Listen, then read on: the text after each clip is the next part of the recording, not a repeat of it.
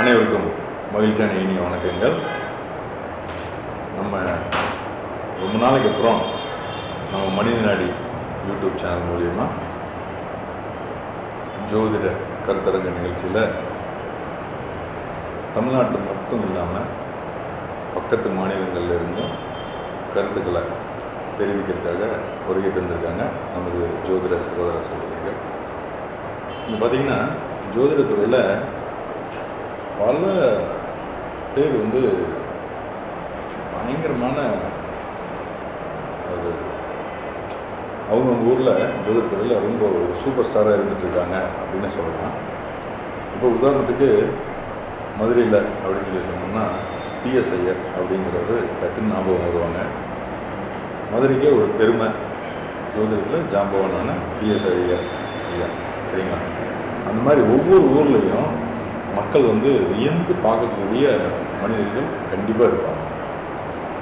இந்த காலகட்டத்தில் நம்ம வாழ்ந்துட்டு இருக்கக்கூடிய இந்த காலகட்டத்தில் ஜோதிடர்களை பார்த்து அவங்கக்கிட்ட கருத்துக்களை தெரிஞ்சுக்கிறது அப்படிங்கிறது ஒரு தவிர்க்க முடியாத ஒரு வாழ்க்கையோட ஒன்று இணைந்த ஒரு செயலாகவே இருக்குது. மனிதனுக்கு வரக்கூடிய கஷ்டங்கள், வேதனைகள், சுகதுக்கங்கள் எல்லாமே ஏன் வருது, எதுக்கு வருது அப்படின்னு தெரியாமல் நிறைய பேர் பார்த்திங்கன்னா தடம் புரண்டு போகிறவங்க நிறைய பேர் இருக்காங்க. ஒரு சிலர் தான் எல்லாமே நம்ம ஏதோ போன ஜனத்தில் ரொம்ப பாவம் பண்ணியிருக்க மாதிரி இருக்கு, அதனால தான் இவ்வளோ கஷ்டம் இருக்குது அப்படின்னு நினச்சிட்டு இருக்கிறவங்க இருப்பாங்க. அதில் இன்னும் ஒரு சிலர் பார்த்திங்கன்னா இந்த கஷ்டம், இந்த பாவத்துக்கெல்லாம் ஏதாவது பரிகாரம் இருக்கா, ஏதாவது செஞ்சோம்னா அதுலேருந்து ஏதாவது ஒரு விமோச்சனம் கிடைக்குமா அப்படின்னு சொல்லி தேடி ஓடுறவங்க தான் நிறைய பேர் இருக்காங்க. அப்படி தேடி ஓடும்போது பார்த்திங்கன்னா ஜாதகத்தை கொண்டு போய் கொடுத்து, ஐயா பாருங்கய்யா என் நேரம் எப்படி இருக்குன்னு பாருங்கய்யா அப்படின்னு கொண்டு கொடுப்பாங்க. அவங்க ஜாதகத்தை வாங்கி பார்த்தோன்னே ஜாதகத்தை பார்த்தோன்னே தெரிஞ்சிடும் அவங்க வாழ்க்கையில் எப்படியெல்லாம் கஷ்டப்பட்டுருக்காங்க, எப்படி கஷ்டப்பட்டு வந்திருக்காங்க, இப்போ எந்த நிலைமையில் இருக்காங்க அப்படிங்கிறது கண் கூட தெரியும். இது எப்படி சொல்லலாம்னா, நம்ம மாயாபஜார் படம் பார்த்துருக்கீங்க, அப்படியே ஒரு மாய கண்ணாடிக்குள்ளே போட்டு பார்க்கும்போது பார்த்திங்கன்னா ஒரு படமெல்லாம் ஓடுற மாதிரி இருக்கும். அதாவது ஒரு ராஜாவை காணோம், கடத்திட்டு போயிட்டாங்க அப்படின்னோடனே அதை பார்ப்பாங்க. வானத்துலேருந்து ஒரு அந்த இந்திரலோக ரொம்ப மாதிரி யாரோ ஒருத்தவங்க தூக்கிட்டு போயிருப்பாங்க அப்படிங்கிறதெல்லாம் தெரியும் இல்லைங்களா, மந்திரத்தில் தெரிகிற மாதிரி. அந்த மாதிரி இங்கே ஜாதகத்தில் பார்க்கும்போது கிரகங்கள் காமிச்சு கொடுக்கும், யார் யாருக்கு என்னென்ன கிரகம் எப்படி எப்படி பாதிப்பு இருக்குது, யார் யாருக்கு எந்தெந்த கிரகம் எப்படி எப்படி நன்மையில் இருக்குது அப்படிங்கிறத காமிச்சு கொடுத்தாலே ஜோதிடர்களால் உணர முடியும். அப்படி உணர்ந்த விஷயங்களை, தெரிஞ்ச விஷயங்களை அப்படியே முழுசும் சொல்கிறது அப்படிங்கிறது சிறந்த ஜோதிடர் செயல் கிடையாது. எந்த மாதிரி விஷயங்களை சொல்லணும், எந்த மாதிரி விஷயங்களை சொல்லக்கூடாது அப்படிங்கிறத ஒரு சீர்தூக்கி பார்க்கணும். ஒருத்தனுக்கு ரொம்ப கஷ்டமான ஒரு சூழ்நிலை இருக்கக்கூடிய ஒரு காலகட்டத்தில் அந்த திசை சனி திசையாக இருந்துச்சு அப்படின்னா 19 வருஷம் அது முடியறதுக்கு. இதே ராகு திசையாக இருந்துச்சுன்னா 18 வருஷம் அது முடியறதுக்கு. சுக்கர திசையாக இருந்துச்சுன்னா 20 வருஷம் அது முடியறதுக்கு. இது வரைக்கும் நீ இப்படி தான் இருப்ப, 20 வருஷம் இப்படி தான் இருப்ப, 19 வருஷம் இவ்வளோ தான் கஷ்டப்படுவ, 18 வருஷம் நீ இப்படி படாதபாடு பட்டு தான் ஆகணும், தேசாந்திரமாக போய் தான் ஆகணும் அப்படின்னு சொன்னால் அவங்களோட மனநிலை என்ன ஆகும்? ஏன்டா இவரை போய் பார்க்க வந்தோம் அப்படிங்கிறதான் தோணும். கோயிலுக்கு போனால் கடவுள் எதுனா ஒரு நன்மையான ஒரு அனுகிரகம் கொடுக்க மாட்டாரா, நல்ல வழி காட்ட மாட்டாரான்னு சொல்லி தான் கோயிலுக்கு போகிறோம். அதே மாதிரி தான் ஒவ்வொரு ஜோதிடரை பார்க்க வரும்போதும் ஒவ்வொரு மனுஷனும் ஒரு நல்ல வாக்கு சொல்ல மாட்டாங்களா அப்படின்னு சொல்லி தான் நினச்சிட்டு வருவாங்க.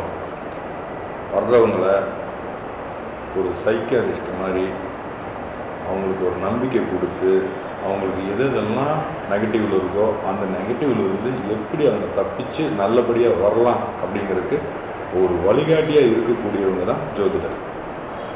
இது தான் பேர் பார்த்திங்கன்னா நிறையா ஜோதிடர்கள் பார்த்திங்கன்னா வழிகாட்டி ஜோதிடர்னு பேர் வச்சுருப்பாங்க.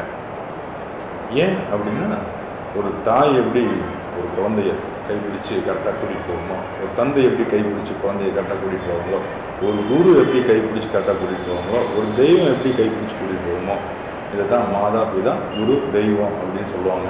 இந்த 4 பேருமே ஒரு மனுஷனுக்கு ரொம்ப ரொம்ப முக்கியம்.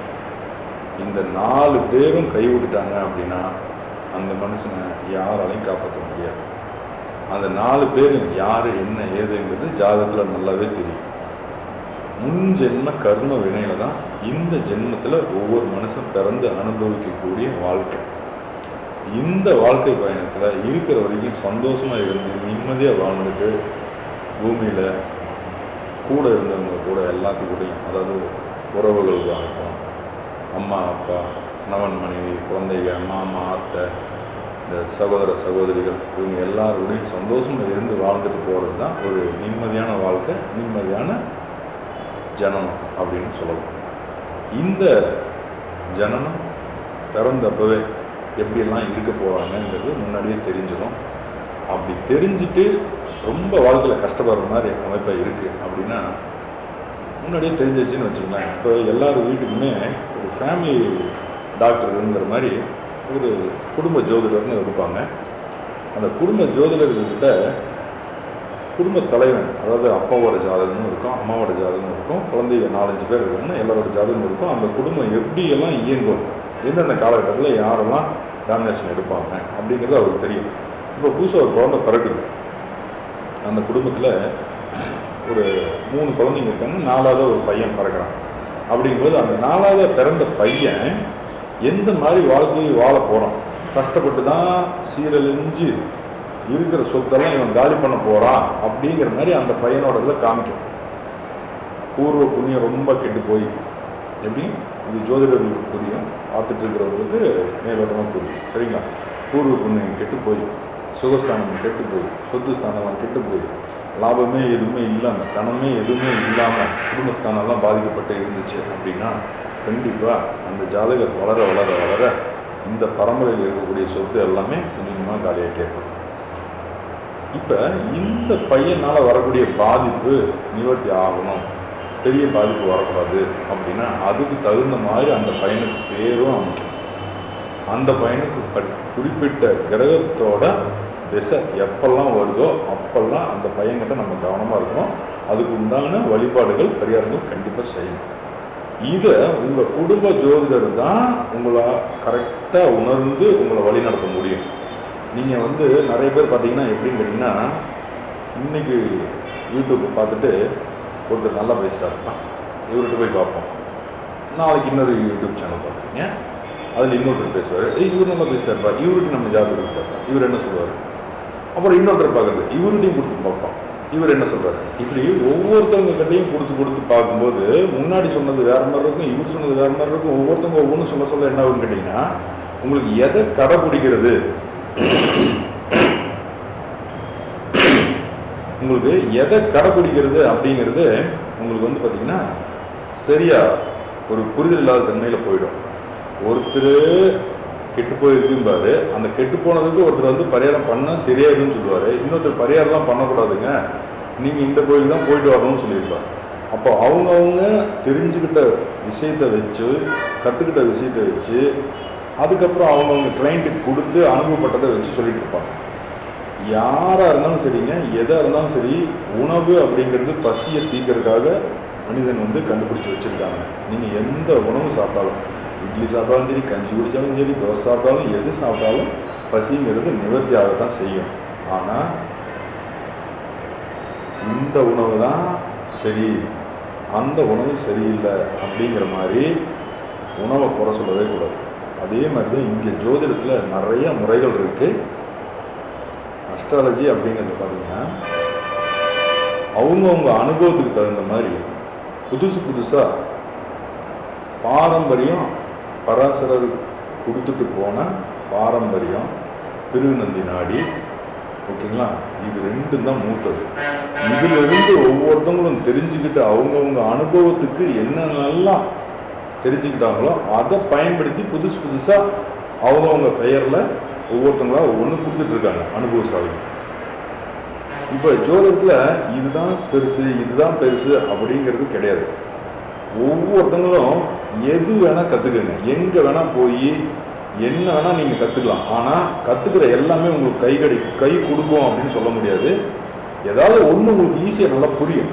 அப்படி உங்களுக்கு ஈஸியாக எது ரொம்ப புரியுதோ அந்த புரிஞ்சிக்கக்கூடிய முறையை ரெகுலராக ஃபாலோ பண்ணணும். பாரம்பரியம் அப்படிங்கிறது எல்லா இதுக்குள்ளேயும் புகுந்து தான் இருக்கும். அந்த பாரம்பரியத்தை எப்படியெல்லாம் பயன்படுத்தலாம் அப்படிங்கிறது அவங்கவுங்களோட அனுபவத்துக்கு அந்த மாதிரி வச்சுருப்பாங்க. அப்படி கடந்த 10 வருஷ காலகட்டமாக இந்த ஜோதிடத்துறையில் என்னோட குருமார்கள் வழிகாட்டுறதுனால அவங்கக்கிட்ட கற்றுக்கிட்ட விஷயங்களை என்னோட வாடிக்கையாளர்கள்கிட்ட பயன்படுத்தி அனுபவப்பட்டு அதில் நான் உணர்ந்து வெற்றி அடைந்த விஷயத்தை வச்சு புதுசாக ஒரு முறை மனித நாடி அப்படிங்கிற ஒரு முறையை ரெடி பண்ணிகிட்டு இருக்கேங்க. அது வந்து பாடத்திட்டமாக கொடுக்கறதுக்கு புத்தகம் வந்து ரெடி ஆகிட்டு இருக்கு. நான் இந்த இடத்துல ஒரு விஷயத்தை ஒன்று சொல்லிக்கிறேன். கடந்த ஒரு வருடம் தான் பார்த்திங்கன்னா, ஒரு வருடத்துக்கு மேலே ஆயிடுச்சு, ஆன்லைனில் கிளாஸ் எடுத்துகிட்டு இருக்கேன். நேரடி கிளாஸும் எடுத்துகிட்டு இருக்கோம். ஆன்லைனில் கிளாஸ் பார்த்திங்கன்னா காலையில் 5 மணி 10 நிமிஷத்துக்கு ஆரம்பிக்கும். 1 மணி நேரம் நடக்கும் கிளாஸ். அப்புறம் ஈவினிங் பார்த்திங்கன்னா ஃபஸ்ட்டு பேட்ச் வந்து பார்த்திங்கன்னா 6:42க்கு ஆரம்பித்தோம், 1 மணி நேரம் நடந்துச்சு. இப்போ பார்த்திங்கன்னா 7:10க்கு ஆரம்பிச்சிருக்கோம், 1 மணி நேரம் நடக்கும். இது வந்து இலவச கிளாஸ் தான் நடத்திட்டு இருக்கோம் ஆன்லைனில். இதில் வந்து இலவசத்தில் எப்படின்னு கேட்டிங்கன்னா, ஜோதிடத்தை தெரிஞ்சுக்கணும் எல்லாரும். அவங்கவுங்களே ஜாதகத்தை பார்த்து அவங்கவுங்க வீட்டுக்குள்ளே யார் யார் எப்படி இருக்காங்கன்னு தெரிஞ்சுக்கிறதுக்காக இலவசமாக ஜோதிடத்தை கற்றுக் கொடுத்துட்ருக்கோம் பாரம்பரிய முறையில். சரிங்களா? இதில் மனித நாடி அப்படிங்கிறது ஹையர் ஸ்டேஜ். இந்த மனித நாடி அப்படிங்கிறது எப்படின்னு கேட்டிங்கன்னா, மனிதனோட வாழ்க்கையில் ரொம்ப ஒன்றி போனது, எதையுமே விட முடியாது. எப்படி நீங்கள் அப்பா விட்டு கொடுக்க முடியாது, அம்மா விட்டு கொடுக்க முடியாது, பொண்டாட்டியை விட்டு கொடுக்க முடியாது, புருஷனை விட்டு கொடுக்க முடியாது, குழந்தையை விட்டு கொடுக்க முடியாது அப்படிங்கிற மாதிரி தான் ஒவ்வொரு உறவுகளும் நமக்கு எந்த அளவுக்கு முக்கியம். நீங்கள் தெய்வத்தை போய் பார்த்து அந்த தெய்வத்துக்கிட்ட நீங்கள் வழிபாடு செஞ்சு அந்த தெய்வம் உங்களுக்கு மனசு இறங்குது அப்படிங்கிறது லேட் ஆகும். இதே நீங்கள் மனித உறவுகளை பார்த்து அவங்கக்கிட்ட நீங்கள் வழிபாடு வைக்கும்போது, வேண்டுதல் வைக்கும்போது, குறிப்பிட்ட செயல்கள் நீங்கள் செய்யும்போது சீக்கிரமாக பலன் கொடுக்குது அப்படிங்கிற ஒரு விஷயம் நான் என்னோட கிளைண்ட்டுக்கு கொடுத்து தெரிஞ்சுக்கிட்ட விஷயம். அதுக்கப்புறம் இன்னைக்கு கோச்சாரத்தில் இருக்கக்கூடிய கிரகங்கள் ஜனன ஜாதகத்தில் இருக்கக்கூடிய கிரகத்தோட தொடர்பு பெறும்போது எந்தெந்த மாதிரியெல்லாம் பலன் கொடுக்குது அப்படிங்கிறதையும் மிக்ஸ் பண்ணி, அதுக்கப்புறம் உங்களோட வீட்டு அமைப்பு, நீங்கள் குடியிருக்கக்கூடிய வீட்டு அமைப்பு இப்போ நடந்துட்டு இருக்கிற தசாபுத்திக்கு தகுந்த மாதிரி எப்படியெல்லாம் செயல்படணும் அப்படிங்கிறத இறை அனுகிரகத்தின் மூலியமாகவும் என்னோட குருமார்களின் மூலியமாகவும் மக்களுக்கு முடிஞ்ச வரைக்கும், என்னால் இயன்ற வரைக்கும் வழிகாட்டுதல் செஞ்சு இது வரைக்கும் நிறைய பேர் நல்லா இருக்காங்க, சந்தோஷமாக இருக்காங்கங்கிறது இந்த இடத்துல எனக்கு உங்கள்கிட்ட சொல்கிறதுல ரொம்ப சந்தோஷமாக இருக்குது.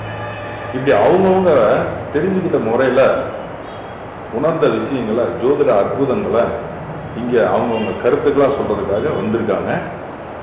இன்றைக்கி பார்த்திங்கன்னா நம்ம மனித நாடி பிரபஞ்ச ஜோதிட ஆராய்ச்சி மைய கருத்தரங்கத்தில் தலைமை தாங்கி நடத்த வருகை தர்றதுக்காக ஒருத்தர் குருமார்களில் ஒருத்தர் முக்கியமானவர் பூச்சி பெரியசாமி ஐயா, அவர் தான் விளம்பரப்படுத்தியிருந்தோம். எதிர்பாராத விதமாக அவங்க குடும்பத்தில் ஒருத்தருக்கு ரொம்ப உடம்புக்கு முடியல. அதுவும் இப்போ பார்த்திங்கன்னா காலகட்டம் எல்லாத்துக்குமே ஒரு காய்ச்சல் வந்து வைரஸ் காய்ச்சல்னு சொல்லிட்டு ஏதோ புதுசாக பரவிட்டு இருக்குது.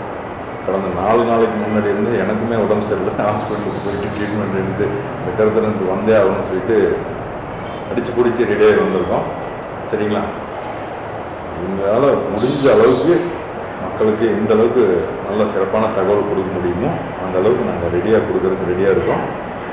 நீங்கள் இந்த நிகழ்ச்சி பார்க்கும்போது நீங்கள் ஜோதிடராக இருக்கலாம், பொதுமக்களாக இருக்கலாம், ஜோதிட ஆர்வலாக இருக்கலாம். சரிங்களா? யாராக இருந்தாலும் ஏதாவது உங்கள் ராசி சம்மந்தப்பட்டது, உங்கள் குடும்பத்தில் இருக்கக்கூடியவங்களில் ஏதாவது ஒரு நட்சத்திரம் சம்மந்தப்பட்டது எதுனா வருது அப்படின்னா நீங்கள் எப்பவுமே ஒரு நிகழ்ச்சி பார்க்கும்போது என்ன பண்ணணும்னா பக்கத்தில் ஒரு நோட்டு பேனா வச்சுக்கோங்க. சரிங்களா? சொல்லக்கூடிய விஷயம் டக்குன்னு உங்களுக்கு எழுதி வச்சிட்டிங்கன்னா உங்களுக்கு மறக்காது. வேணுங்கிறப்ப எடுத்து பார்த்துக்கலாம். இல்லைன்னா அப்புறம் எந்த சேனலில் பார்த்தோம், எதில் பார்த்தோம் அப்படிங்கிறது கூட உங்களுக்கு டவுட் ஆகிடும். ஏன்னா ஒரு நாளைக்கு வந்து ஒவ்வொருத்தங்க ஒரு சேனல் மட்டும் பார்க்கறது கிடையாது, ஏகப்பட்ட சேனல் பார்ப்பாங்க. சரிங்களா? அதுவும் இப்போல்லாம் பார்த்தீங்கன்னா டக்குன்னு அப்படியே டக்குன்னு மாறி மாறி போகிற ஃபாஸ்ட்டு ஃபுட்டு உலகம் இல்லைங்களா? அதனால் அப்படி தான் இருக்கும். இருந்தாலும் பேனா பேப்பர் எடுத்து வச்சிட்டிங்கன்னா டக்கு டக்குன்னு நோட் பண்ணிக்கலாம். அதுக்கப்புறம் நீங்கள் உங்கள் ஜாதகத்தை நீங்கள் ஒப்பீடு செஞ்சு பார்த்தீங்க அப்படின்னாலே உங்களுக்கு தெரிய வரும். அதுக்கப்புறம் அதுக்குண்டான பரிகாரங்களை இங்கே சொல்கிறவங்க அந்த பரிகாரங்களை செஞ்சு பார்க்கும்போது உங்களுக்கு அதில் என்ன பலன் அப்படிங்கிறது உங்களுக்கு தெரிய வரும். மேற்கொண்டு அப்படி தெரிய வரும்போது நீங்கள் உங்கள் நண்பர்களுக்கும் அதை நீங்கள் சொல்கிறது சௌகரியமாக இருக்கும். சரிங்களா? இது வரைக்கும் இந்த சேனலை யாராவது சப்ஸ்கிரைப் பண்ணாமல் இருக்கீங்க அப்படின்னா சப்ஸ்கிரைப் பண்ணிக்கோங்க. உங்களுக்கு தெரிஞ்ச நண்பர்களுக்கும் அனுப்பி விடுங்க, அவங்களும் பார்க்கட்டும். சரிங்களா? இப்போ தேனியிலிருந்து வருகை தந்திருக்காரு பாரம்பரிய ஜோதிடர் தான் அவர், ஆன்மீக ஆராய்ச்சியாளர் உயர் திரு திருமேனி சாமி ஐயா அவர்கள். அவர் பார்த்தீங்கன்னா அதாவதுங்க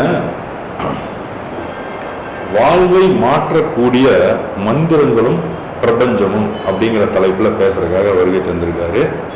ஐயா அவர்களை பேசுறதுக்கு வரும்படி அன்போடு வேண்டி விரும்பி கேட்டுக்கொள்கிறேன். மனித வாழ்வை மேம்படுத்தும் மந்திரங்களும் பிரபஞ்சமும் என்ற தலைப்பு நான் விரும்பி அந்த தலைப்பில் பேசணும் அப்படின்னு இந்த இடத்துக்கு வந்திருக்கேன். என்னுடைய குருமார்கள் எனக்கு கற்றுக் கொடுத்த வித்தை, மந்திர பயிற்சிகள், ஜோதிட ரகசியங்கள், இன்னும் பல விஷயங்கள் அடிப்படையில் நான் இந்த விஷயங்களை தெளிவாக சொல்ல வேண்டும் என்ற ஆர்வத்தில் இந்த தலைப்பை எடுத்து பேச வந்திருக்கிறேன்.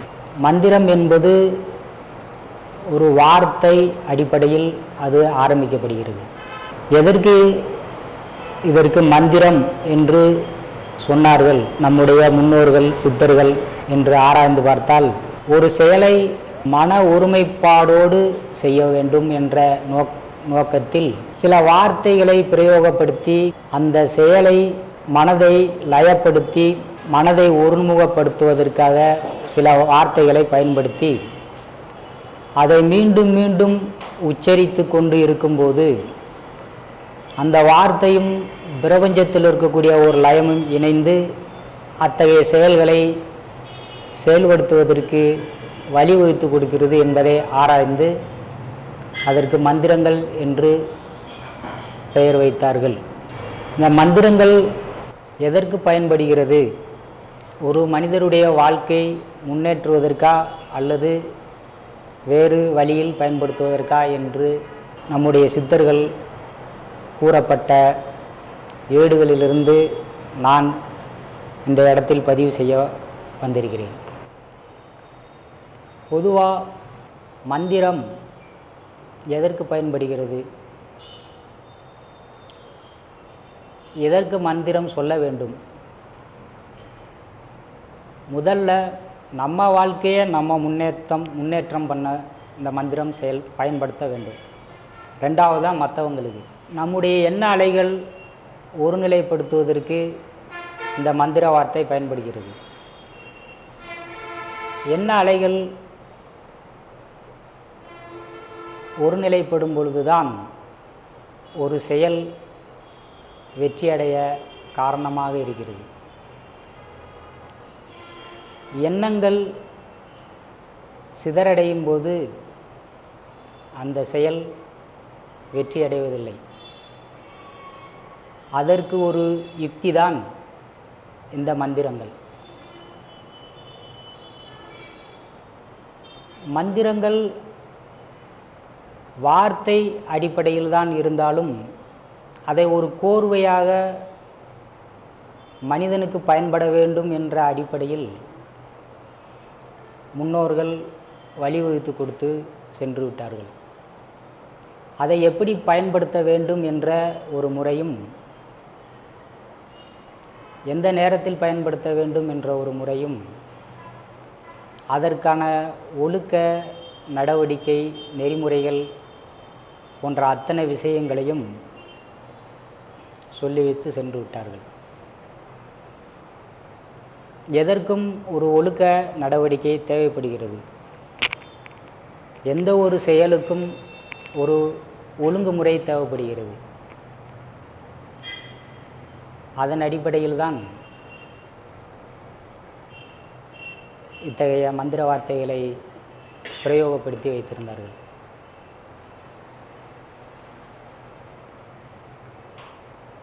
தன் மனநிலையை தன் வசப்படுத்தி வைத்தால் ஒழிய எந்த ஒரு காரியத்தையும் வெற்றியடைய முடியாது. ஏனால் மனம் ஒரு தந்திரசாலி. ஒரு செயலில் நாம் செய்து கொண்டிருக்கும் பொழுது நம்மளுடைய எண்ண அலைகள் வேறொரு செயலில் உற்று நோக்கி போய்கொண்டிருக்கும்.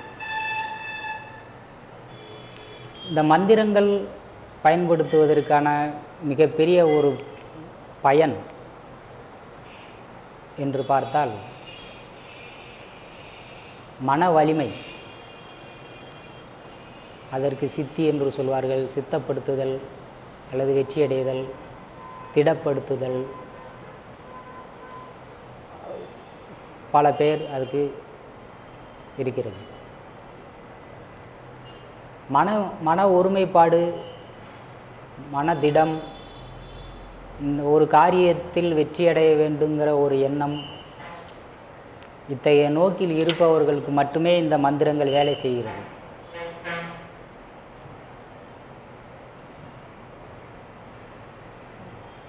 சரி, இந்த மந்திரங்கள் தமிழில் மந்திரங்கள் இருக்கின்றன. அரபிக் முறையில், வடமொழியில் பல விதங்கள் இருந்தாலும் நான் இங்கு பெரும்பாலும் பயன்படுத்தப்படுகிற என் ஆராய்ச்சியில் நான் ஆராய்ந்த சில விஷயங்களில் தமிழ் மந்திரங்கள் பெரும்பாலும் அதை பிரயோகப்படுத்தி அதனுடைய வெற்றியையும் அதனுடைய பயனையும் நான் அடைந்திருக்கிறேன்.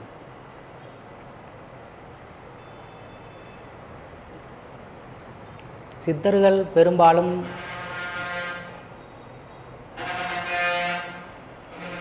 தமிழ் எழுத்துக்களை பயன்படுத்தி சில விஷயங்களில் சூட்சமங்களை, இரகசியங்களை வெளியிட்டு சென்றிருக்கிறார்கள். தமிழ் மந்திரங்கள் பொதுவாக எளிமையாக இருக்கும். தமிழ் எழுத்துக்கள் மிக எளிமையாக இருப்பதால் அதை பிரயோகப்படுத்தும் பொழுது மிக எளிமையாக இருக்கும். மனம் லயப்படும், எளிமையாக லயப்படும். ஒரு காரியம் எளிமையாக வெற்றியும் அடையும். தமிழ் எழுத்துக்கள் மொத்தம் 247. 247 எழுத்துக்களிலும் குறிப்பிட்ட சில எழுத்துக்களை தேர்ந்தெடுத்து அந்த எழுத்துக்களுக்கான ஒலிகள், அந்த எழுத்துக்கள் என்ன பயன்படுகிறது, எதற்காக அந்த எழுத்துக்களை சொல்ல வேண்டும், அந்த எழுத்துக்களை ஒரு கோர்வையாக வரிசைப்படுத்தி மீண்டும் மீண்டும் அதை சொல்ல துவங்கும் பொழுது என்ன நடக்கிறது, இதையெல்லாம் ஆராய்ந்து மந்திரங்கள் வரிசையில் சில வார்த்தைகளை பிரயோகப்படுத்தி மற்றவர்களுக்கு பயன்பட வேண்டும் என்ற வகையிலும் ஏடுகளில் சொல்லி வைத்து சென்று விட்டார்கள். அத்தகைய மந்திரங்களை நாம் பயன்படுத்தும் பொழுது முதலில் நம்முடைய எண்ண அலைகள், நம்மளுடைய எண்ணங்கள், நல்ல எண்ணங்கள் மேலும் மேலும் அதிகரிக்கத்தான் செய்யுமே தவிர குறைய வாய்ப்பே இல்லை. காரணம், அவர்கள் சொல்லி வைத்து சென்ற அந்த மந்திரங்கள் அப்படிப்பட்டவை. சித்தர்கள் பெரும்பாலும் எல்லோரும் நல்லா இருக்க வேண்டும் என்ற அடிப்படையில் தான் எந்த காரியத்தையும், எந்த ஒரு செயலையும் செய்ய வேண்டும் என்ற அடிப்படையில் பலவித காரியங்களை தன்னுடைய குறிப்பேட்டில் பதிவு பண்ணி சென்று விட்டார்கள். இந்த மந்திரங்களுக்கும் பிரபஞ்சத்திற்கும் உள்ள தொடர்பு என்ன? இந்த மந்திரங்கள் சொல்வதனால் பிரபஞ்சத்தில் என்ன நடக்கிறது? அப்படி அந்த பிரபஞ்சத்தில் நடந்து ஒரு மனிதனை வாழ்வியலில் மேம்படுத்துவதற்கு எப்படி இந்த பிரபஞ்சம் அவருக்கு உதவி செய்கிறது என்பதின் அடிப்படை நோக்கம் இந்த மந்திரத்தை பயன்படுத்துவதில் தான் இருக்கிறது.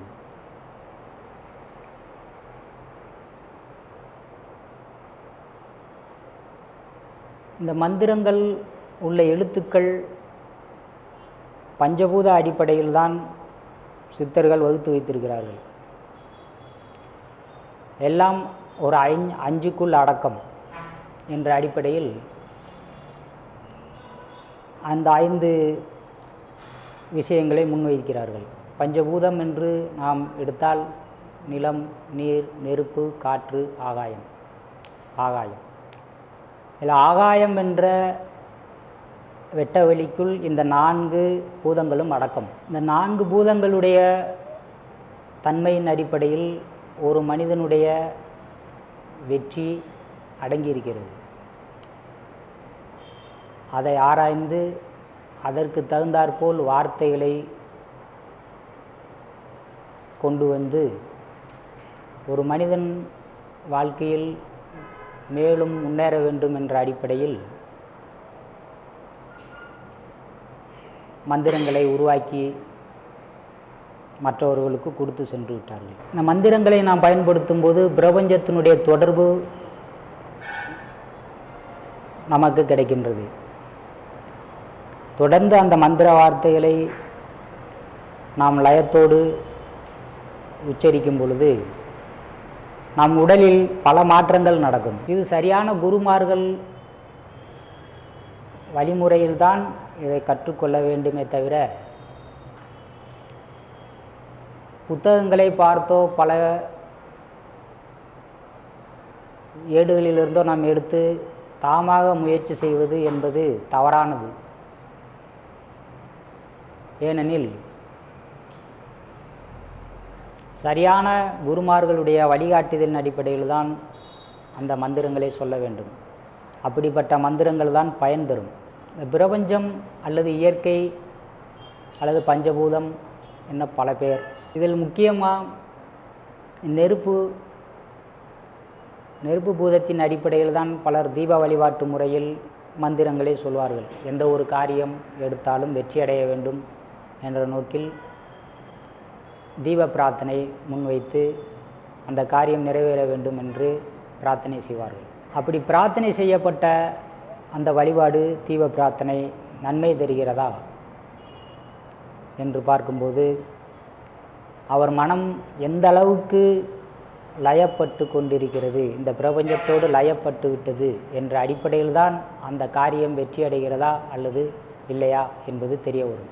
நாம் எந்த ஒரு காரியத்தையும் எந்த ஒரு மந்திரங்களையும் நாம் சொல்லும் பொழுது கட்டாயம் அதற்கான பலனை இந்த பிரபஞ்சம் கண்டிப்பாக கொடுத்து விடும். அது எப்படிப்பட்ட ஒரு செயலாக இருந்தாலும் பிரபஞ்சத்தினுடைய வேலை கொடுக்க வேண்டியது தான். ஏனெனில் பிரபஞ்சம் நம்மளை கண்காணித்து கொண்டிருக்கிறது என்பதை நாம் அடிப்படை உண்மையாக கருத வேண்டும். இந்த பஞ்சபூதத்திற்கு என எழுத்துக்களை எப்படி சித்தர்கள் வைத்தார்களோ அதே மாதிரியா எண்களும் அதற்கு வடிவமைத்து கொடுத்து விட்டு சென்றார்கள். அந்த எண்கள் அடிப்படையிலும் எழுத்துக்கள் அடிப்படையிலும் தான் இந்த உலகம் இயங்குகிறது. எண்களும் எழுத்துக்களும் இந்த உலகை ஆள்கிறது என்று பொதுவாக சொல்லலாம். இதை வள்ளுவர் குறளிலிருந்து நாம் பார்த்தால் எண்ணென்ப ஏனைய எழுத்தென்ப இவ்விரண்டும் கண்ணென்ப வாழும் உயிருக்கு. இந்த உலகத்தில் உள்ள எந்த ஒரு ஜீவராசி ஒரு வாழ்க்கையின் அடிப்படை தத்துவம். உயிர் என்றால் 5 ஜீவராசிகளை தவிர்த்து 6வது மனித பிறப்பு என்று 6வது அறிவுள்ள மனித பிறப்பில் இந்த எழுத்துக்களும் எண்களும் அதிகமாக அவர்கள் தான் பிரயோகப்படுத்துவார்கள். அவர்களுக்கு தான் அந்த அறிவு இறைவன் கொடுத்திருக்கிறான். அப்படிப்பட்ட அந்த மந்திர வார்த்தைகளை பயன்படுத்தி ஒரு மனிதனின் வாழ்க்கை முன்னேற்றம் அடைய சரியான வழிமுறையின் அடிப்படையில் அந்த மந்திரங்களை பயன்படுத்த வேண்டும். ஏனெனில் தவறாக ஒரு சொல்,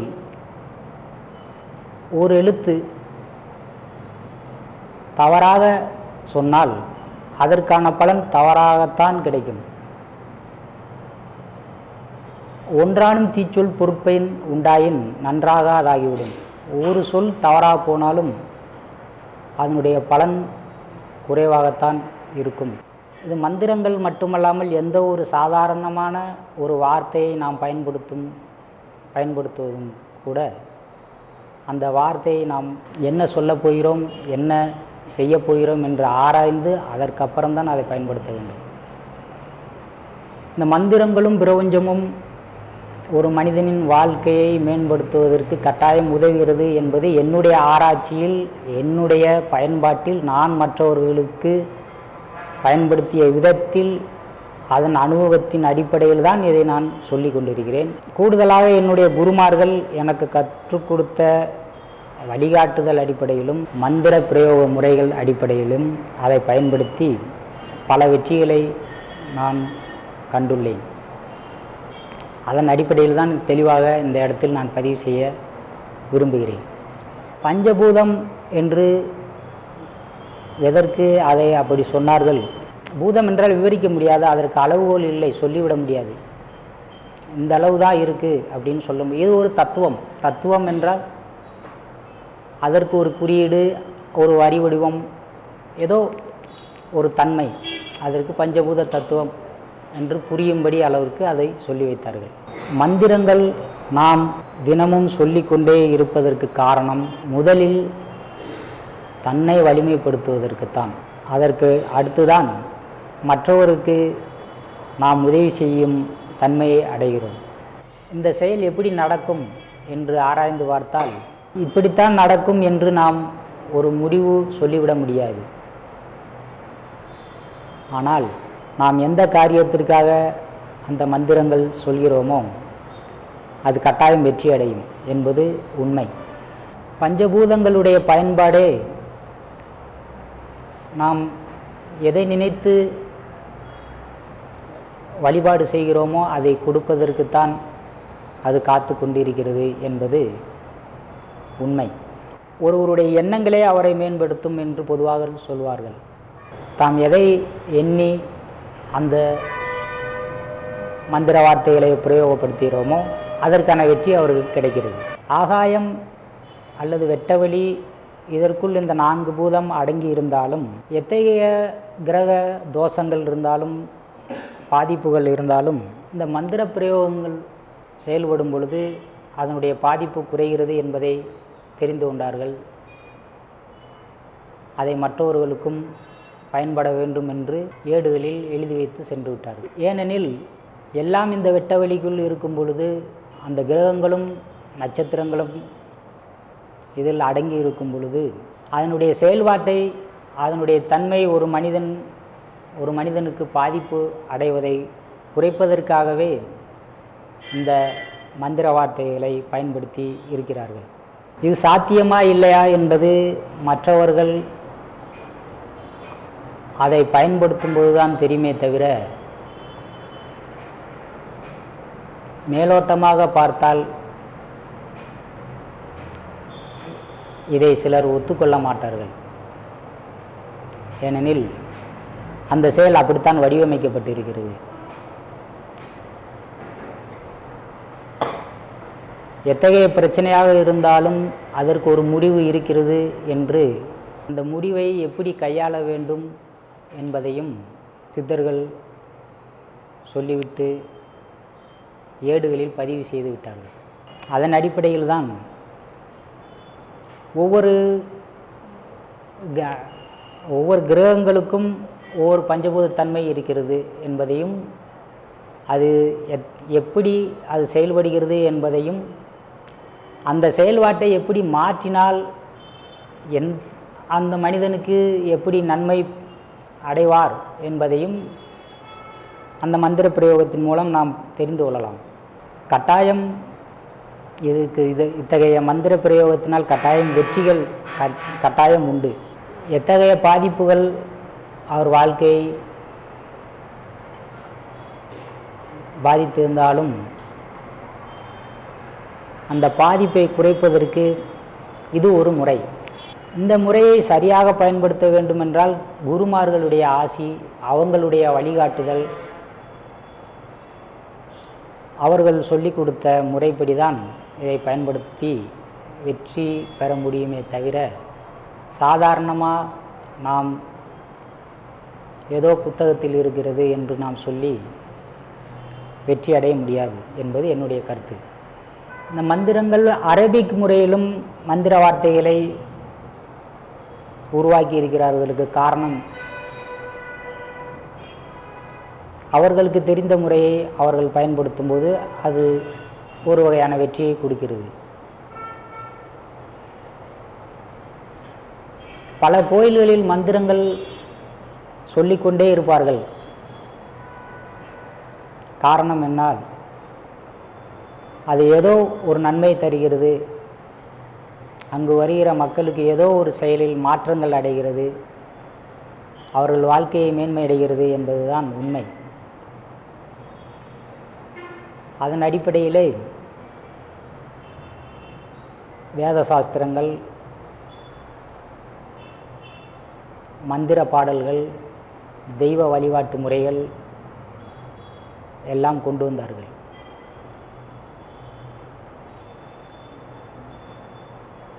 இதன் அடிப்படையில் பார்த்தால் நாம் சொல்லக்கூடிய ஒவ்வொரு வார்த்தையும் மந்திரம்தான். ஒருவருடைய பெயர் முதற்கொண்டு ஒரு மந்திரம்தான். சாதாரணமாக அவரை பெயரை சொல்லி அழைக்கும்போது அவர் திரும்பி பார்க்கிறார். காரணம், அவர் மனம் அந்த வார்த்தைகளை எண்ணி அந்த அளவுக்கு மனத்திடம் நான் தான் அந்த பெயர் என்று ஆழமாக பயந்து விட்டதன் காரணம். அதை போலத்தான் அந்த மந்திர வார்த்தைகளை நாம் பயன்படுத்தும் பொழுது அந்த காரியம் வெற்றி அடைகிறது. அதுதான் உண்மை. இந்த மந்திரங்களும் பிரபஞ்சமும் கட்டாயம் ஒரு மனிதனின் வாழ்க்கையை வெற்றி அடைய வைக்கும் என்பது என்னுடைய ஆய்வின் அடிப்படையில் நான் தெரிந்து கொண்ட உண்மை.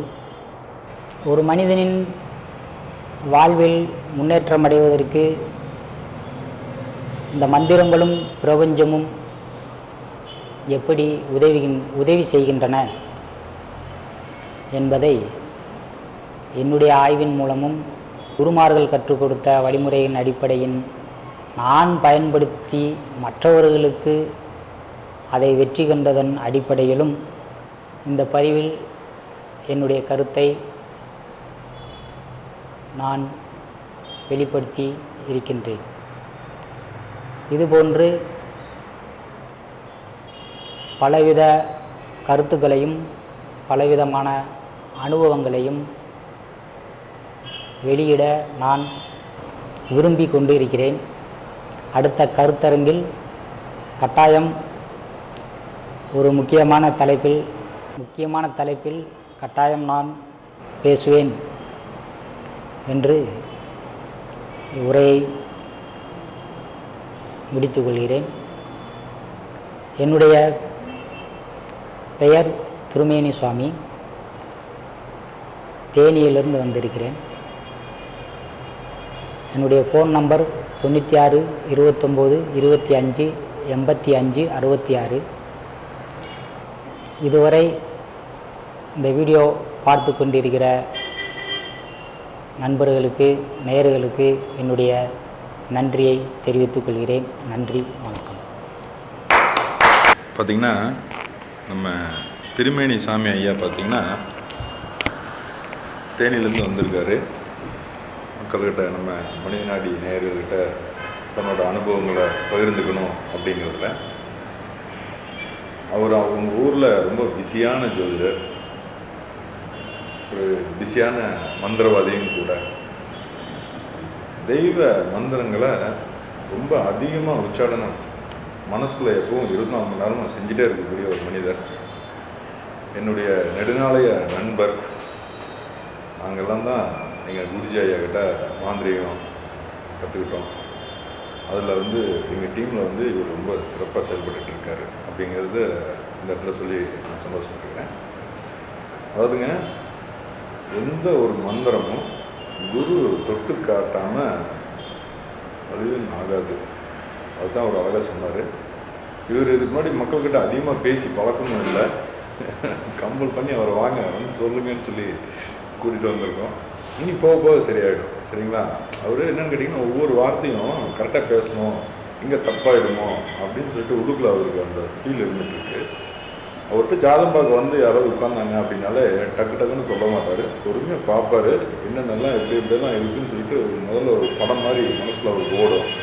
அதுக்கப்புறம் எதை சொல்ல வேணாம் சொல்லலாம் அப்படின்னு சொல்லிட்டு ஒரு ஃபார்மெட் படுத்திட்டு அதுக்கப்புறம் தான் பொறுமையாக தான் பேசுவார். அதே பழக்கம் தான் இங்கேயும் இருக்குது. உங்கள்கிட்ட சொல்லும்போதும் அந்த பொறுமை நல்லாவே தெரிஞ்சிச்சு. இருந்தாலும் இன்னும் அவர் நல்லா கொஞ்சம் ஃபாஸ்ட் படுத்திக்கணும். ஏன்னா அவர் பொதுமக்கள்கிட்ட அதிகமாக பேசி இந்த மாதிரி பொது வழியில் கேமரா முன்னாடி பேசுகிறோன்னு வச்சுங்களேன், எல்லாத்துக்கும் ஒரு கையில் ஒரு பதட்டம் வந்துடும். என்னதான் எங்கே போய் இருந்தாலும் ஒரு 100 பேர் இருக்கிற கூட்டத்தில் 1000 பேர் இருக்கிற கூட்டத்தில் கம்பீரமாக நின்று பேசிடலாம். ஆனால் கேமரா மட்டும் முன்னாடி வச்சுட்டு பார்த்து பேசுங்கன்னா என்னமோ எதுன்னு நடுக்கும் ஆரம்பத்தில் எல்லாத்துக்கும் வரதான் செய்யும். போக சரியாயிடும். சரிங்களா? சார் ரொம்ப சிறப்பாக அவரோட கருத்துக்களை சொல்லியிருந்தார். அவர் சொன்னதில் முக்கியமானது பாருங்கள், மந்திரங்கள் எந்த அளவுக்கு ஒரு மனுஷனை பவராக ஆக்குது. ரொம்ப பவர். அதுதான் சொன்னார் எளிமையாக. ஒரு பேர், உங்களுக்கான மந்திரம் உங்களோட பேர் தான். இது நிறைய வீடியோவில் நான் சொல்லியிருக்கிறது, இந்த வீடியோ பார்த்துட்டு இருக்கவங்களுக்கு தெரியும். அதை சாரும் சொல்லியிருக்காரு. ஏன்னா அவங்களுக்கு உண்டான மந்திரமே அவங்கவுங்க பேர் தான். பாருங்கள், நம்ம ஃபஸ்ட்டு நம்ம ப்ரோக்ராம் ஆரம்பிக்கும் போது ஒன்று சொன்னோம், ஞாபகம் இருக்கும். ஜாதகத்தை பார்த்தோன்னா எந்த மாதிரி வாழ்க்கை தரத்தில் வாழ வந்திருக்காங்க அப்படிங்கிறது தெரிஞ்சுட்டு அதுக்கு தகுந்த மாதிரி பேர் வைக்கணும்னு சொன்னோம் இல்லைங்களா? அது மாதிரி தான் இங்கே பேருங்கிறது அந்த மந்திரமாக செயல்படும். இதை தான் ஒருத்தர் பார்த்தீங்கன்னா ஆரோக்கியசாமின்னு பேர் இருக்கும். எப்படிங்க? ஆரோக்கியசாமின்னு பேர் இருக்கும். ஆனால் லொக்கு லொக்குன்னு இருமிட்டு இருப்பார். அவருக்கு ஏன் ஆரோக்கியசாமின்னு வச்சாங்க? அவர் ஜாதகத்தில் பார்த்தனே தெரியும் உடல்நலம் ரொம்ப பாதிப்பில் இருக்கார். அவர் அதுக்கு தகுந்த மாதிரி அவர் ஆல்ரெடி பாதிப்பில் தான் இருக்கார். அவரை காப்பாற்றணுமே. அவர் அடிக்கடி கோயிலுக்கு போயிட்டு இருக்க முடியுமா? அவர் பரிகாரத்துக்கு போயிட்டு இருக்க முடியுமா? அப்போ அடுத்தவங்க பார்த்து நீ நல்லா இருப்பா, ஆரோக்கியமாக இருப்பா அப்படின்னு சொல்லுங்கன்னு சொன்னால் யாராவது சொல்லுவாங்களா? இப்போ நீங்கள் உங்கள் வீட்டுக்கு முன்னாடி ஒரு போர்டு போட்டு ஒரு சேரில் போட்டு உட்காந்துருக்குங்க, புருஷனுக்கு பொண்டாட்டி உட்காந்துருக்குங்க, குழந்தை குட்டியோட ஒரு போர்டில் இது வழியாக இப்போ நடந்து போகிறவங்க எல்லாம் எங்களை பார்த்து வாழ்த்துங்க, 16 பெற்றும் பெருவாலும் வாழணும், எல்லா செல்வத்தோடு இருக்கணும், சகல சௌபாகியத்தோடு இருக்கணும் அப்படின்னு சொல்லி எங்களை வாழ்த்திட்டு போங்கன்னு ஒரு போர்டு போட்டு உட்காந்துட்டிங்கன்னா எத்தனை பேர் அது வழியாக போயிட்டுருப்பாங்க இல்லைங்களா? அதில் எத்தனை பேர் வாழ்த்துவாங்கன்னு நினைக்கிறீங்க? 1000ல் ஒருத்தன் கூட வாழ்த்த மாட்டான் மனசால். இவன் நல்லா இருக்கணும், நான் கிட்ட போகணுமா அப்படின்னு தான் நினைப்பாங்க. ஆனால் அதுவே ஆரோக்கியசாமி அப்படிங்கிற பேருக்குள்ளே நீ ஆரோக்கியமாக இருன்னு அர்த்தம். புரியுதுங்களா? அப்போ எத்தனை பேர் உங்களை சொல்கிறாங்களோ அது நீ நல்லா இருப்பா, உடல் ஆரோக்கியத்தோடு இருப்பா அப்படின்னு தான் அர்த்தம். அப்போ எத்தனை பேர் சொல்கிறாங்களோ அதுக்கு தகுந்த மாதிரி எனக்குமே இருமல் வருது பாருங்களேன். 4 நாளாக காய்ச்சல் சளி அதுலேருந்து வந்ததுனால இன்னும் இருமல் இருக்குது. அதாவதுங்க, அந்த ஆரோக்கியசாமின்னு சொல்லும்போது அவர் உடல்நலத்துலேருந்து நல்லா முன்னேறி வருவார், முடிஞ்ச வரைக்கும் இருக்கிற வரைக்கும் கொஞ்சம் நல்லபடியாக இருப்பாருன்னு அர்த்தம். சரிங்களா? அது மாதிரி ஒருத்தருக்கு பிச்சாண்டின்னு பேர் இருக்கும். ஆனால் பெரிய கோடீஸ்வரனாக இருப்பார். அந்த ஏரியாலேயே பெரிய கோடீஸ்வரனாக இருப்பார். ஆனால் பேர் பிச்சாண்டி. ஏன்? இங்கே செல்வ வளம் பணம் காசுங்கிறது கொட்டி கிடக்குதுங்கிறது ஜாதகத்தை பார்த்தோன்னா தெரியும். கண் பட்டு போயிட அப்படிங்கிறதுக்காக தான் அந்த கண் திஷ்டி டெய்லியும் திஷ்டி சுற்றிட்டு இருக்க மாட்டாங்களே, திஷ்டி சுற்ற முடியாத, அதுக்காக தான் என்ன பண்ணுவாங்கன்னு கேட்டிங்கன்னா அந்த திஷ்டி சுற்றுற மாதிரி ஒரு பேர் பிச்சாண்டின்னு. சரிங்களா? இதெல்லாமே சூச்சகமாக முன்னாடி இருந்த பெரியவர்கள் பயன்படுத்தி கொடுத்துட்டு போனாங்க. அந்த முறை தான் சார் எளிமையாக சொன்னார். உங்களுக்கான பெயர் தான் உங்களுக்கான மந்திரம். நீங்கள் இஷ்ட தெய்வம் அப்படிங்கிறத ஏதாவது ஒன்று எடுத்து வச்சுக்கோங்க. அந்த இஷ்ட தெய்வத்தை வழிபாடை தாராளமாக மனசால் செஞ்சுட்டே இருக்கும்போது அந்த தெய்வத்துக்கு உண்டான மந்திரம்னு இருக்கும். அந்த மந்திரத்தை நீங்கள் எத்தனை தடவை, நீங்கள் 1,08 தடவை நீங்கள் சொல்லிட்டீங்க, கோடி தடவை சொல்லிட்டீங்க அப்படின்னா அந்த தெய்வம் உங்களுக்கு சரணாகதி. அப்படின்னா எப்படிங்க சரணாகதினா? உங்களுக்கு சரணாகதினா உங்களை அது பக்தனாக ஏற்றுக்குச்சு. நீங்கள் என்ன கேட்டாலும் அதை செஞ்சு கொடுக்குறதுக்கு ரெடி ஆகிடுச்சின்னு அர்த்தம். இதை தான் சரணாகதின்னு நினச்சிக்கணுமே ஒழிய, நீங்கள் அது உங்களுக்கு கட்டுப்பட்டு ஒரு சேவகனாக இருந்து நீங்கள் போ, அவனை போய் வெட்டிட்டு வா, அவனை போய் தூக்கிட்டு வா, அதை செஞ்சுட்டு வா அப்படிங்கிற வேலைக்காரன் கிடையாது தெய்வம். புரியுதுங்களா? அது உங்கள் அன்புக்கு அது கட்டுப்பட்டு உனக்கு என்ன வேணும்னு சொல்லுப்பா, நான் செஞ்சு தரேங்கிறதுக்கு ரெடியாக இருக்குதுன்னு அர்த்தம். அப்போ அந்த அளவுக்கு இருக்கணும்னா நீங்கள் அத்தனை தடவை சொல்லணும். அத்தனை தடவை சொல்லணும்னா நீங்கள் வேறு வேலையெல்லாம் விட்டுட்டு நீங்கள் அதே சிந்தனையிலேயே இருந்து சொன்னால் மட்டும்தான் நடக்கும். ஏன் ஒவ்வொரு மந்திரங்களையும் 108 தடவை சொல்லுங்கள், 1008 தடவை சொல்லுங்கள், 1,08 தடவை சொல்கிறாங்க அப்படின்னா அந்த மன ஒருமைப்பாட்டோடு சொல்லக்கூடிய மந்திரங்கள் மட்டும்தான் பலிதமாகும், சித்தியாகும். இதுக்கு உங்களுக்கு இஷ்ட தெய்வம் இருக்கும், உங்களுக்கு பக்கத்தில் இருக்கக்கூடிய தெய்வங்கள் இருக்கலாம். குலதெய்வம் அப்படிங்கிறது நீங்கள் கும்பிட்டாலும் கும்பிடாட்டாலும் உங்களை எப்பவும் காப்பாற்றுறதுக்கு ரெடியாக தான் இருக்கும். சரிங்களா? அது தலைமுறை தாண்டி குலதெய்வ வழிபாடை யாரெல்லாம் செய்யாமல் இருக்காங்களோ, எப்படிங்க ஒரு தலைமுறை தாண்டி யார் குலதெய்வ வழிபாடு செய்யாமல் இருக்காங்களோ அங்கே குலதெய்வம் அப்படிங்கிறது அப்போ தான் அவன் கிடக்கிறான் அப்படிங்கிற மாதிரி ஒரு அலட்சிய தன்மை வரும்.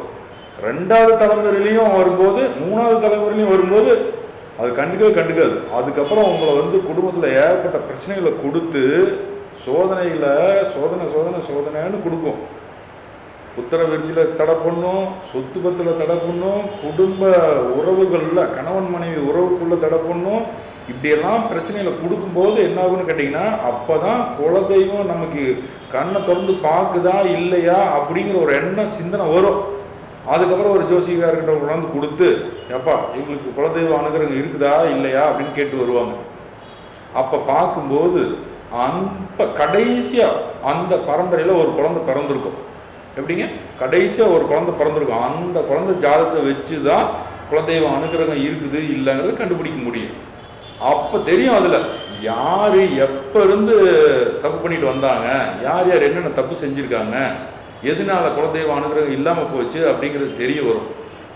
அப்படி அதுக்கப்புறம் முறையாக செய்ய வேண்டிய வழிபாடுகள் எப்படிங்க? 3 தலைமுறையில் செஞ்ச தப்புக்கு பல தடவை மன்றாடி போராடி மண்டிட்டு பணிவாக குலதெய்வத்துக்கிட்ட வழிபாடுகள் வச்சுட்டு வரும்போது இந்த தலைமுறையில் தண்டனை படிப்படியாக குறையிறதுக்கு வழி பிறக்கும். அடுத்த தலைமுறையில் பிறக்கக்கூடிய குழந்தைக்கு காமிக்கும், குலதெய்வ அனுகிரகம் கிடைச்சிருச்சு, கொஞ்சம் கிடைச்சிருச்சு, நல்லா கிடைச்சிருச்சு, இல்லை கிடைக்கல அப்படிங்கிறது காட்டும். அப்போ வழிபாடுகள் இன்னும் வைக்கணுங்கிறது காமிச்சு கொடுக்கும். ஆனால் நிறைய பேர் என்ன நினைக்கிறாங்க, ஒரு தடவை கோயிலுக்கு போய் படையல் போட்டு வேண்டுதல் வச்சுட்டு வந்துட்டா குலதெய்வம் கண்ணை திறந்துருச்சுன்னு நினைக்கிறாங்க. அது உங்களை எப்படி சொல்கிறதுங்க, உங்கள்கிட்ட ஒரு 1 லட்ச ரூபா பணம் வாங்கிட்டு இந்த மாதிரிலாம் பரிகாரங்கள்லாம் செஞ்சோம்னா, இப்படி ஒரு யாகம் செஞ்சோம்னா குலதெய்வம் உங்களுக்கு கண்ணை திறந்து நல்லது பண்ண ஆரம்பிச்சிருமா அப்படின்னு சொல்லி 1 லட்ச ரூபா வாங்கிட்டு அதுக்கு தகுந்த மாதிரி எல்லாம் செஞ்சாங்கன்னு வச்சுங்களேன். ஒரு பெரிய செலவாக செஞ்சு ஒரு அமௌண்ட்டை அதில் செய்கிறவங்களும் ஒதுக்கிடுவாங்க, அந்த வேலையும் செய்வாங்க. அது என்ன ஆகுன்னு கேட்டிங்கன்னா, கொஞ்சம் அதாவது 6 மாத காலகட்டம் நீங்கள் நடந்து போகிற தூரம் ஒரு யாகம் செய்யும்போது கொஞ்சம் சீக்கிரம் போன மாதிரி. அதாவதுங்க, நீங்கள் சைக்கிளில் இங்கேருந்து சென்னை போகிறீங்க, இங்கே கோயம்புத்தூர்லேருந்து ஃப்ளைட்டில் சென்னை போகிறீங்க அப்படின்னா சைக்கிளில் போகிறதுக்கு எவ்வளோ நாள் ஆகும், ஃப்ளைட்டில் போகிறதுக்கு எவ்வளோ நாள் ஆகும் இருக்குது இல்லைங்களா? அப்போ பிராமணர்கள் மூலியமாக செய்யக்கூடிய யாகத்துக்கு பவர் உண்மையிலே நிறையவே இருக்குது. அப்போ அந்த அளவுக்கு உங்களுக்கு வசதி வாய்ப்பு இருக்குது அப்படின்னா தாராளமாக நீங்கள் அதை செய்யலாம். முறையே இருக்கக்கூடிய ஆளுங்களை வச்சு செய்யும்போது குலதெய்வ அனுகிரகம் சீக்கிரம் கிடைக்கிறதுக்கான வாய்ப்பு வரும். சரிங்களா? இதுதான் மந்திரத்தோட மகிமை. அப்போ என்ன பண்ணுறாங்க அந்த புரோகிதர்கள், பிராமணர்கள், அவங்க சின்னதுலேருந்து முறையாக மந்திர உச்சாரணம் சொல்லி சொல்லி சொல்லி சொல்லி அவங்க உடம்புல அந்த அனுகிரகம் ஃபுல்லாக இருக்கும். அவங்க உங்களுக்காக சொல்லக்கூடிய மந்திரங்கள் இறைவன்கிட்ட சீக்கிரம் போய் சேரும். உங்களோட பூர்வ ஜென்ம பாவங்கள் சீக்கிரம் நிவர்த்தி ஆகி நல்லது நடத்துறதுக்கு நிறைய ஒரு வாய்ப்பு அவங்க ஏற்படுத்தி கொடுப்பாங்க. அதுக்காக தான் பிராமணர்களுக்கு முக்கியத்துவம் கொடுக்கறது. சரிங்களா? இப்போ இந்த மந்திரங்களை பிரபஞ்சத்துக்கிட்ட கரெக்டாக பயன்படுத்திட்டு வரக்கூடிய எந்த ஒரு மனிதனும் குடும்பத்தில் நல்லா இருக்கலாம், சந்தோஷமாக இருக்கலாம். தாய் தந்தைகள் நிம்மதியாக இருப்பாங்க, குழந்தைகள் நிம்மதியாக இருப்பாங்க, கணவன் மனைவி ஒற்றுமையாக இருப்பாங்க. அதாவது நீங்கள் ஒர்க் பண்ணுற இடத்துல உங்களை சுற்றி இருக்கக்கூடிய மனிதர்கள் கூட சந்தோஷமாக இருப்பாங்க. முதல்ல நீங்கள் நிம்மதியாக இருக்கணும், உங்களை சுற்றி இருக்கிறவங்க நிம்மதியாக வச்சுக்கணும். ஆட்டோமேட்டிக்காக லைஃப் சூப்பராக இருக்கும். சரிங்களா? சார் சொன்ன மாதிரி ஒவ்வொருத்தரும் ஒவ்வொரு மந்திரத்தை கையில் எடுத்துக்கோங்க. அந்த மந்திரத்துக்கு உண்மையாக இருங்க.